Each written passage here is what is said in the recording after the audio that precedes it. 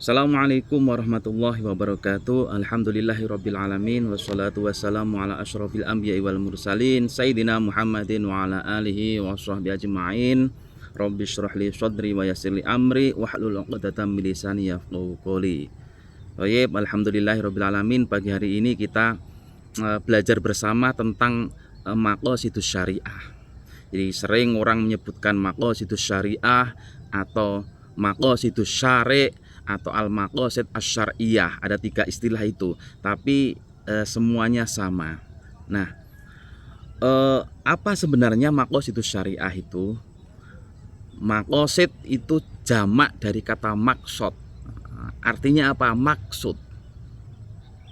Maqasidus syariah berarti maksud-maksud dari pensyariatan. Oke, episode pertama ini kita akan berbicara tentang sejarah maqasid. Sebenarnya ketika kita melihat maqasidus syariah, sebenarnya mulai kapan ada maqasidus syariah? Jadi kalau sekarang teman-teman kan belajar maqasidus syariah. Nah, kemudian apakah zaman Nabi, zaman Rasulullah itu sudah ada maqasidus syariah? Kata-kata maqasidus syariah belum ada. Tapi embrio dari maqasidus syariah, penerapan tatbik dari implementasi dari maqasidus syariah itu sudah ada semenjak zaman Rasulullah gitu. Jadi misalnya ada seorang yang datang kepada Rasulullah SAW yang mengabarkan bahwa dirinya di bulan Ramadan berhubungan suami istri. Kemudian Rasul mengatakan, sudah kalau begitu ya itu raqabah gitu. Nah, dia bilang, wah ya Rasul, saya nggak punya budak gitu. Akhirnya kemudian Rasul bilang, ya sudah, siamu syahroini mutatabi'ain, puasa 2 bulan berturut-turut kalau begitu.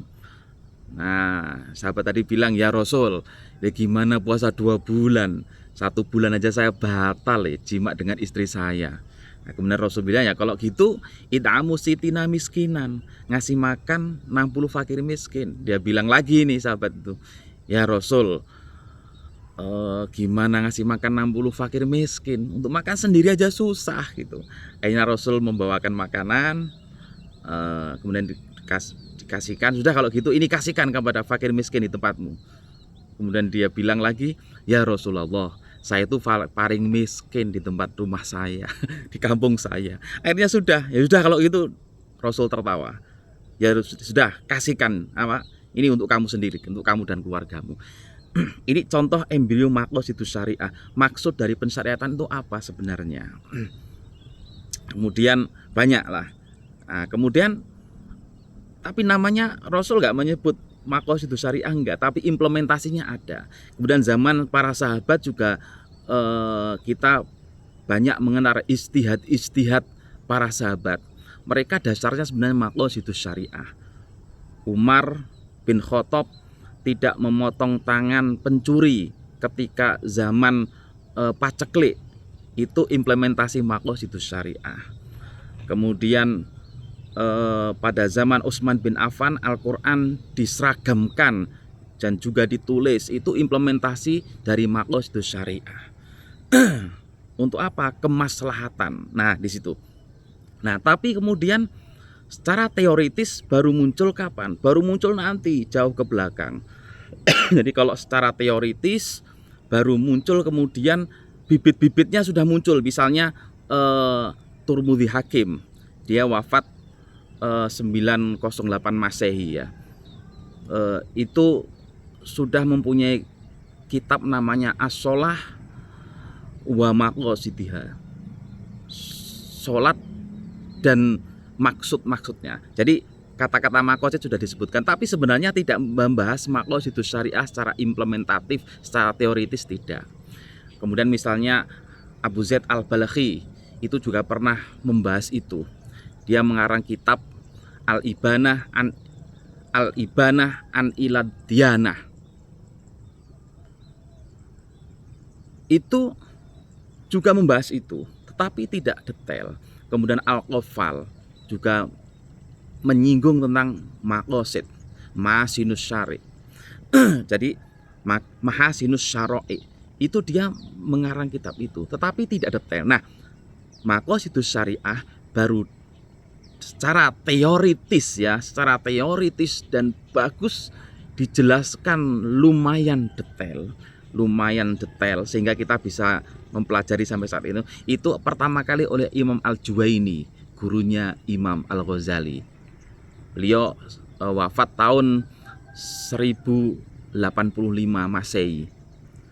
Jadi itulah ulama yang pertama kali. Jadi kalau kita menyebut Maqasidus Syariah dibahas secara lumayan detail ya, sehingga kemudian kita mengetahui hifdzuddin, hifdzun nasl, hifdzul mal dan sebagainya, itu Al-Juwaini mulai di situ.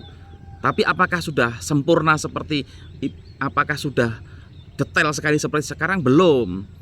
Jadi Imam Al-Juwaini tapi secara teoritis beliau membahas lumayan bagus karena lumayan detail, karena sebelumnya tidak pernah orang membahas. Nah, ketika Al-Juwaini ini kemudian beliau Imam Juwaini membahas konsep Maqasidus Syariah, tapi saat itu namanya maslahah. Membahas maslahah ini dengan lumayan teoritis. Jadi kemudian membagi maslahah menjadi ismatuddin itu, ismatul nafas, ismatul mal dan sebagainya. Itu pada era Al-Juwaini. Kemudian disempurnakan oleh Imam Al-Ghazali yang beliau kemudian membagi masalah dan sebagainya. Nanti kita bab tersendiri ini.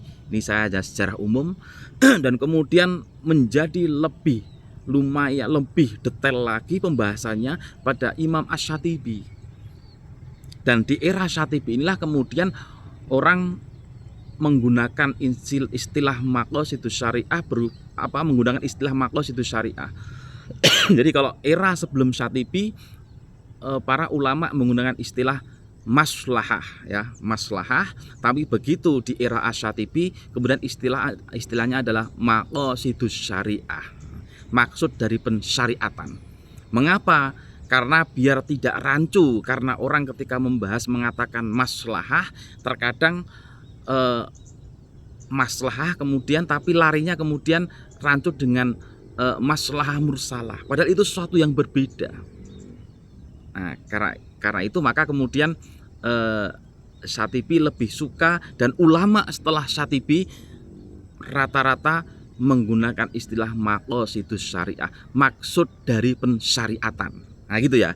Sampai sekarang kemudian di era kontemporer ini kita mengenal Jasir Audah, sebelumnya kemudian dulu Syekh Thohir bin Ashur dari Tunisia, kemudian Alal Al-Fasi dari Maghrib Maroko misalnya. Beliau sudah teori-teori maqasidnya kontemporer gitu, memasukkan teori-teori kontemporer tentang equality, hak asasi manusia, konsep fitrah dan sebagainya.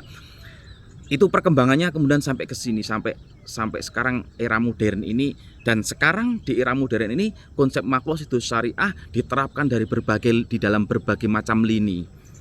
Jadi orang membahas tentang orang kedokteran pun misalnya konsep tentang kedokteran Islami basicnya adalah Maqasidus Syariah.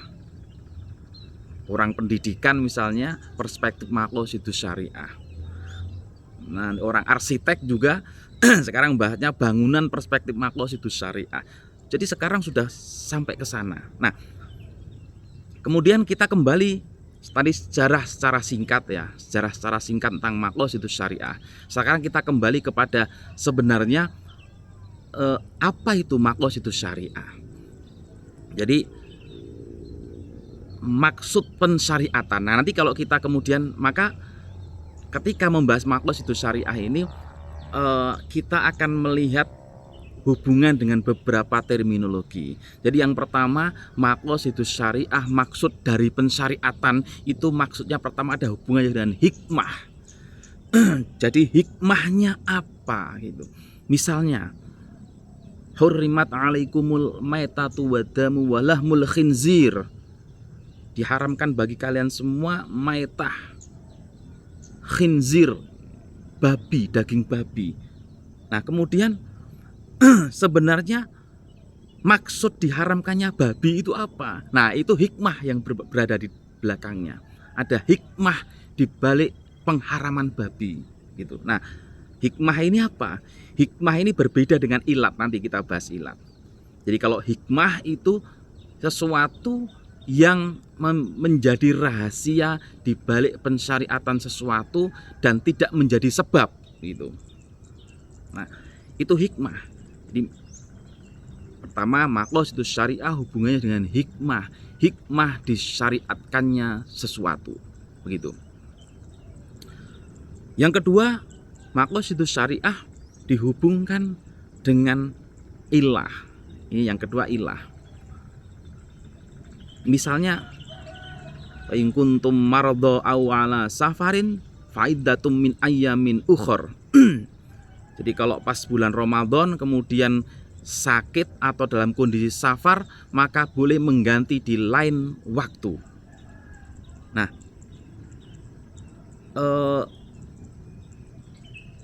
safarnya itu apa itu? Rahasia dibalik kemudian orang boleh membatalkan itu apa? Nah, di situ ilat yang berbicara. Jadi ilat dari iftar itu adalah safar kalau Imam Syafi'i. Kalau Imam Abu Hanifah ilatnya adalah masyaqqat. Itu. Nah, safar atau masyaqqat ini menentukan boleh atau tidaknya iftar gitu ya. Jadi ini ilat, maqasidus syariah yang berhubungan dengan ilat. Jadi kalau berhubungan dengan ilat, maka ketika ilatnya tercapai, ilatul ahkamnya tercapai, maka sesuatu itu menjadi boleh dikerjakan atau tidak.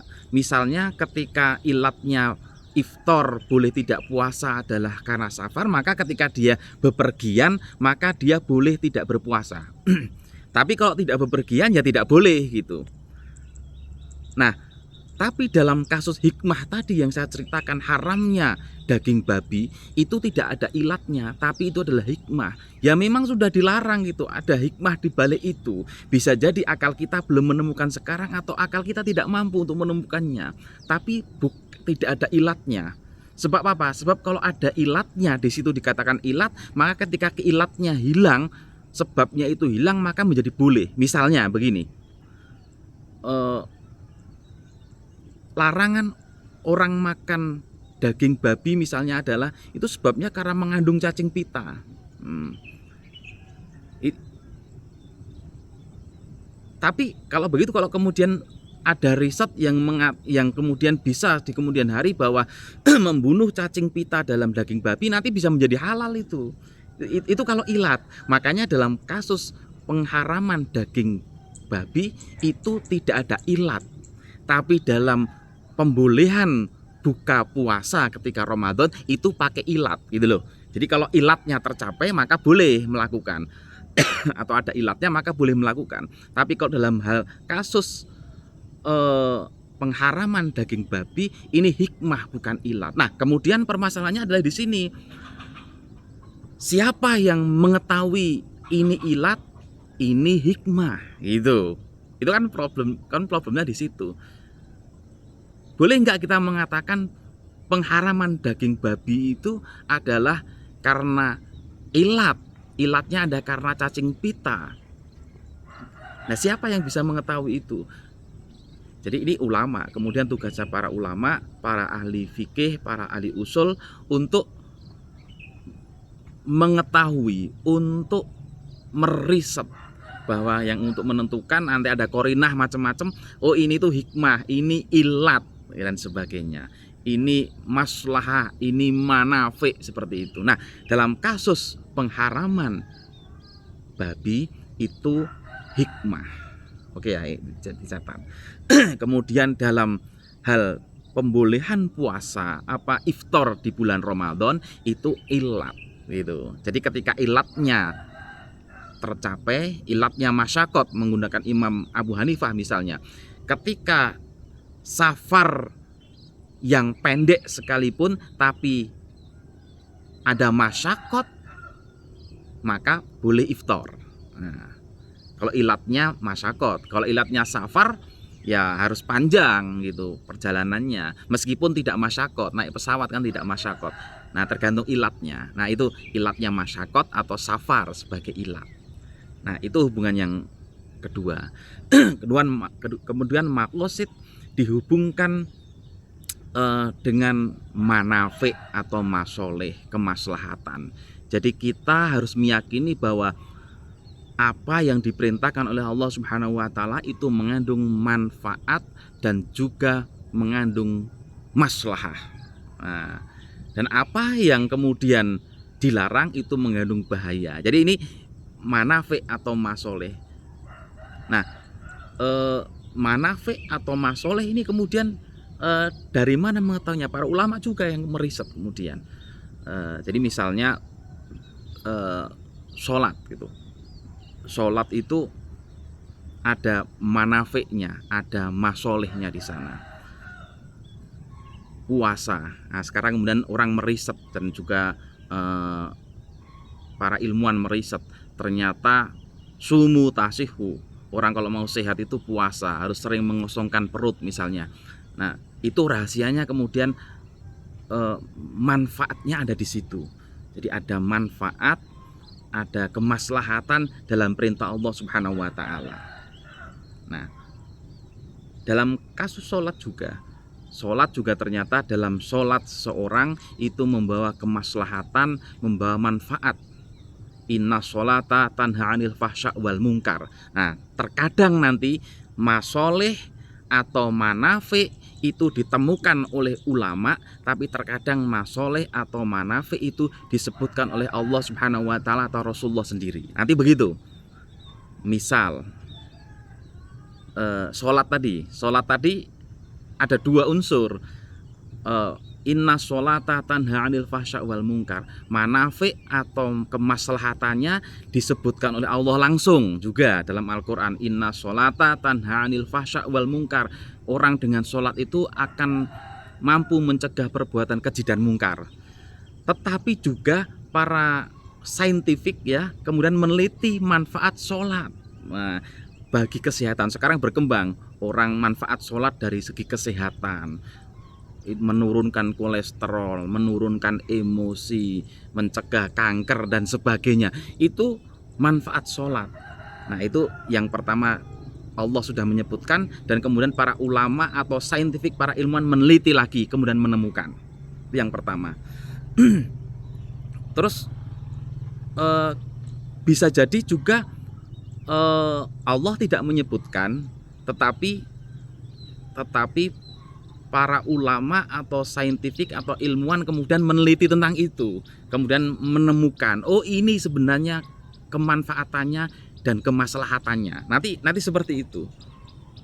Nah, jadi kadang Allah menyebutkan, kemudian kadang Rasul juga menyebutkan, tapi terkadang Allah dan Rasul tidak menyebutkan, tetapi kemudian manfaatnya dan kemaslahatannya itu ditemukan, diteliti, diriset oleh ulama dan orang-orang kemudian. Nah, kalau yang disebutkan banyak sebenarnya juga. Menikah misalnya, fa innahu aghaddu lil basor, itu wa afulil farji. Jadi sesungguhnya menikah itu manfaatnya apa? Disebutkan oleh Rasulullah dalam hadis itu, fa innahu aghaddu lil basor, menjaga mata dan juga menjaga kelamin, lebih menjaga kelamin. Nah, itu disebutkan. Jadi kadang ada dalam nas Al-Qur'an disebutkan langsung kemaslahatan sesuatu, kemanfaatan sesuatu, tapi terkadang juga tidak disebutkan. Nah, ketika tidak disebutkan ini kemudian para ulama, para ilmuwan mencari kemudian, oh manfaatnya ini gitu. Tapi ini harus saya katakan lagi tadi yang bukan hikmah ya. Tapi sesuatu yang kemudian memang Allah memerintahkan dan melarang. Nah, tapi ini bukan hikmah, ini bukan ilat nanti, ini manafi itu ya, nanti hampir mirip dengan kemudian hikmah. Ketika ada hikmah kemudian dicari-cari. Tapi kalau hikmah itu sesuatu yang Allah lebih tahu dan mungkin kita tidak terlalu tahu sampai saat ini gitu. Tapi kalau manafik kita secara saintifik tahu gitu.